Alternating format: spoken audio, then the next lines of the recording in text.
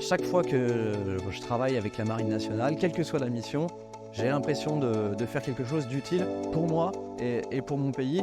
Et ça, parfois, dans nos métiers au quotidien, dans le civil, on n'a jamais ce sentiment-là.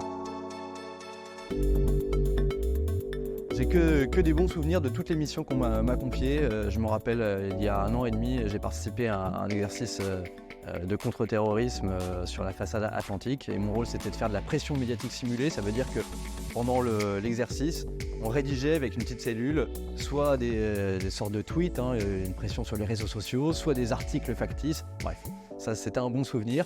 Alors, je travaille dans une entreprise privée. Il n'y a pas d'accord forcément avec l'État, qui n'est pas dans le secteur de l'armement, donc rien n'est prévu, moi, dans ma structure, pour les réservistes.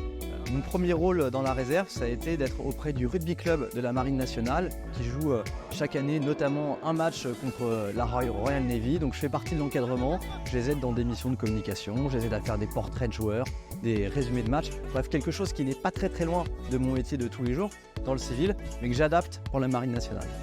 Quand on parle du rugby à quelqu'un qui n'y connaît rien, la première chose qui l'interpelle, c'est mais pourquoi il se passe la balle vers l'arrière? Cette notion d'aller vers l'arrière, c'est que pour avancer, ça dépasse beaucoup de monde. Et moi, il y a un truc qui m'interpelle, c'est qu'en fait, regarder derrière soi pour passer la balle, il y a une forme d'altérité. Ça veut dire qu'on regarde l'autre, on est obligé de se servir de l'autre pour avancer.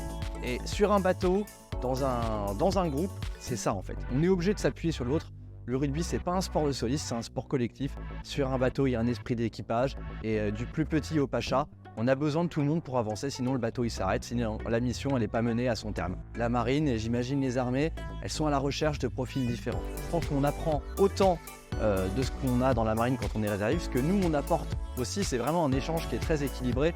Et enfin, pour le réserviste que je suis depuis quasiment 6 ans désormais, c'est que du bénéfice. Vraiment, c'est tout bénéf pour moi. C'est très enrichissant.